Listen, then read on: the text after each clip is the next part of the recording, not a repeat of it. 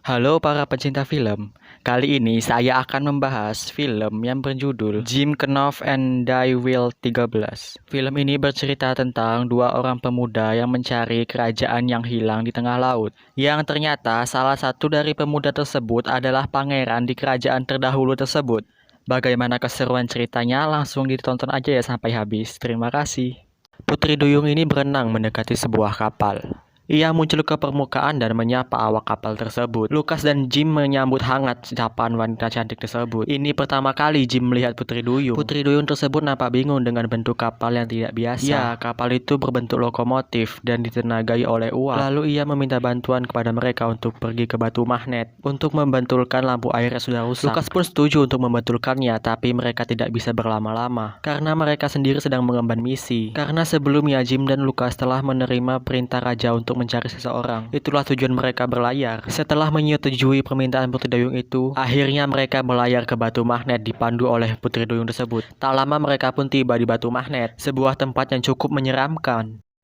Putri Duyung memberitahu mereka pintu masuknya. Karena tak punya kaki, dia tidak bisa berjalan di darat, sehingga tidak bisa bergabung dengan mereka. Untuk sementara dia berpisah dengan Jim dan Lucas. Mereka berdua mulai berjalan untuk mencari pintu masuk tersebut. Mereka dihadapkan dengan tebing yang sangat tinggi. Tak ada pilihan lain, mereka harus mendakinya. Untunglah batu yang berbentuk seperti tiang itu berbentuk formasi seperti tangga, sehingga memudahkan mereka untuk menaiki tebing tersebut. Hingga akhirnya mereka sampai di puncak. Jim melihat pintu masuk itu. Pintu masuknya sangat dalam seperti sumur. Mereka mulai masuk dengan cara merayap turun.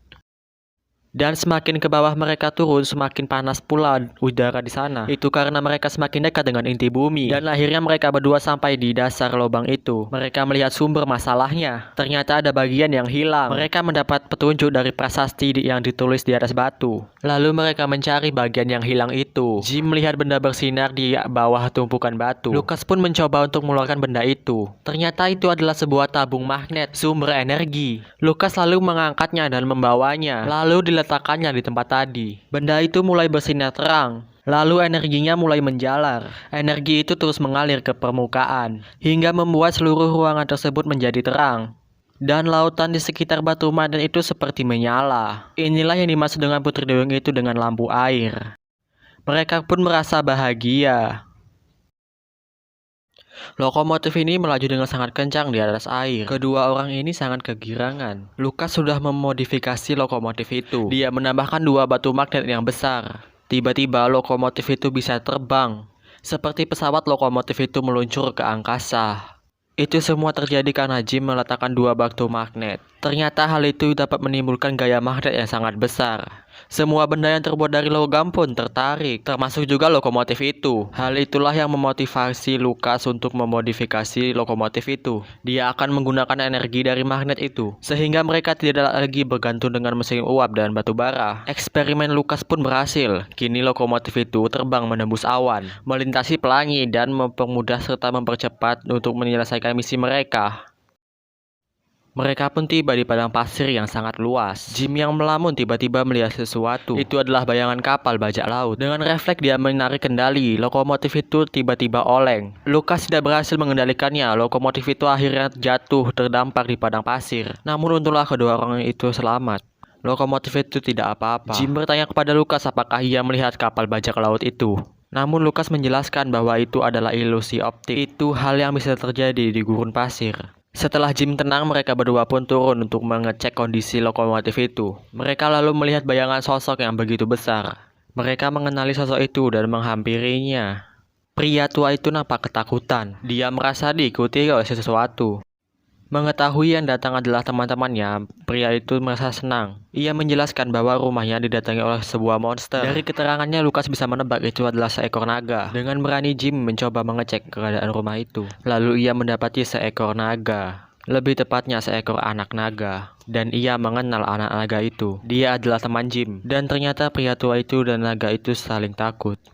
Namun untunglah berkat Lucas dan Jim, keduanya saling akur dan saling berteman. Mereka kini tiba di sebuah negeri yang bernama Pink.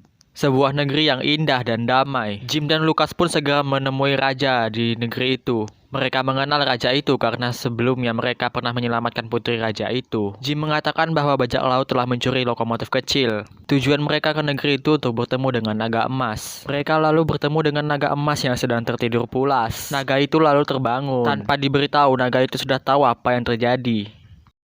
Lucas bertanya bagaimana cara menemukan bajak laut itu. Naga emas itu menyuruh melengkapi kapal dengan senjata, lalu mengecatnya dengan warna biru seperti warna laut. Mereka harus membiarkan kapal itu terombang-ambing terbawa angin dan arus, sampai mereka melihat layar berwarna merah. Setelah memberikan nasihat, naga emas itu kembali tertidur. Raja pun mempersiapkan kapal yang dimintai oleh naga emas itu. Lalu mereka mulai berlayar mencari bajak laut. Sebuah perjalanan yang panjang membuat mereka bosan karena kapal terbawa oleh arus. Sampai akhirnya mereka menemukan kapal dengan layar yang berwarna merah. Itu adalah kapal bajak laut tersebut. Kapal bajak laut tersebut mulai mendekati mereka. Para awak pun menyiapkan senjata. Lalu mereka mulai menyerang kapal bajak laut tersebut. Kapal bajak laut dihujani oleh peluru meriam. Namun tak satu pun bisa menembus pertahanannya karena kapal itu terbuat dari lapis baja. Kapal itu lalu mendekat. Sungguh aneh, seluruh kru kapal terlihat sama. 13 bajak laut dengan muka dan pakaian yang sama. Jim melihat Molly yang berada di kapal itu dengan keadaan terikat. Bajak laut tersebut mulai menyambangi kapal mereka, lalu membuat serangan. Awak kapal mulai kewalahan menghadapi mereka. Jim melihat seorang bajak laut dengan pin berwarna merah di atas kepalanya seperti pemimpin. Gerombol bajak laut itu melihat Jim dan lalu mengincarnya. Jim pun berlari menghindar dan menyerang balik bajak laut tersebut. Penyerangan semakin sengit. Sebuah angin topan tornado sangat besar muncul di tengah lautan. Kapal ini malah mendekat ke tornado itu. Jim yang bersembunyi di depan kapal itu tampak cemas. Bagaimana Jim bisa berada di situ? Awalnya mereka tampak bisa menghadapi bajak laut tersebut. Jim yang terkepung oleh bajak laut itu melompat ke dasar laut. Tapi untunglah dia pandai berenang sehingga dia tidak tenggelam. Sementara para awak kapal kewalahan menghadapi bajak laut tersebut dan mereka berhasil diringkus oleh para bajak laut. Seluruh awak kapal dipindahkan ke kapal bajak laut. Jim yang sedang berenang tidak tertangkap oleh mereka. Bahkan para bajak laut tidak mengetahui keberadaannya. Ia lalu memanjat kapal bajak laut itu dan bersembunyi di bagian depannya. Kapten bajak laut melihat badai yang sangat besar melalui teropongnya. Lucas memperingatkan bahwa kapal akan hancur jika melihati badai itu. Tapi sepertinya memang itu tujuan bajak laut. Kapal itu semakin dekat dengan angin topan. Lalu dengan perlahan kapal itu mulai menyentuh angin topan tersebut.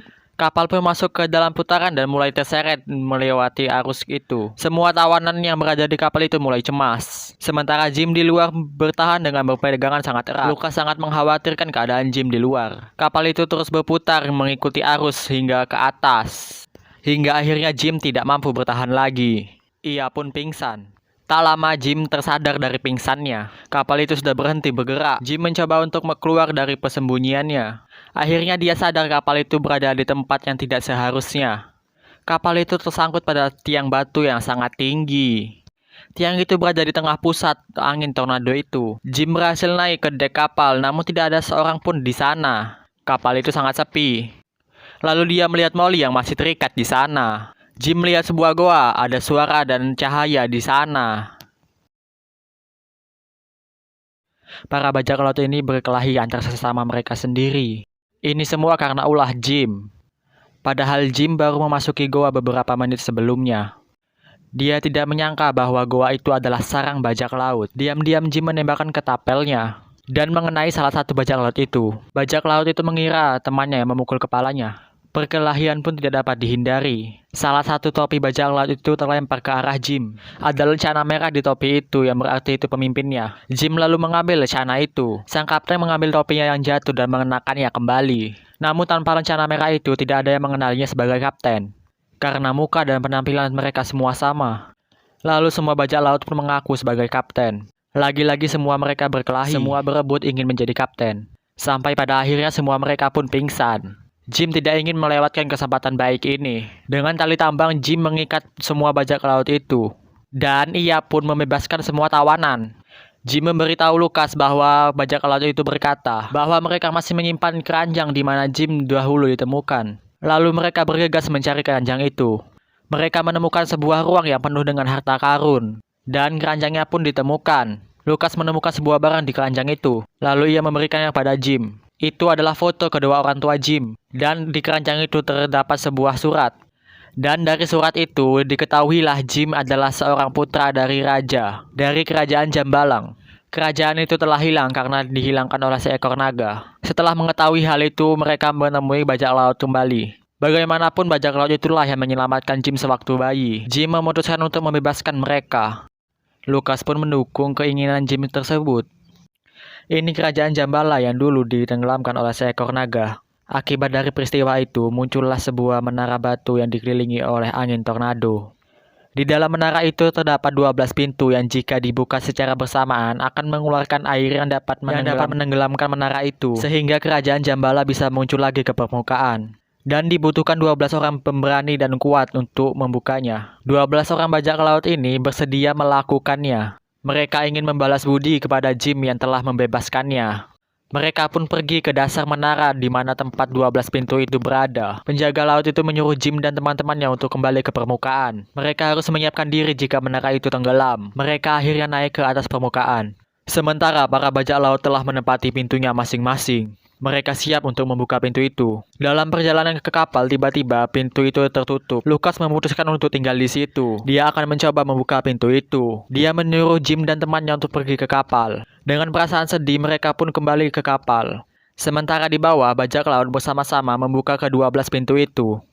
Air pun masuk menerobos pintu itu. Semburan anginnya sangat kencang membuat bajak laut itu terlempar. Dengan cepat air memenuhi ruangan itu. Menara batu yang tinggi itu pun perlahan tenggelam. Ia terus masuk ke dalam laut, hingga benar-benar tenggelam seluruhnya.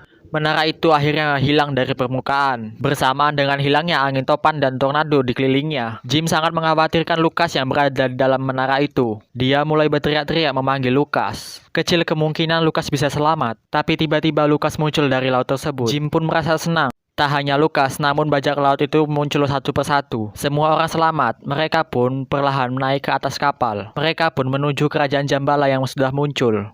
Ternyata kerajaan itu berada di kampung halaman Morrowland. Jim pun bertemu lagi dengan raja dan teman-temannya. Mereka pun akhirnya tahu Jim adalah seorang pangeran. Tapi Jim tetap mau hidup seperti biasa. Ia pun menjalani hidupnya seperti hari-hari biasa sebelumnya.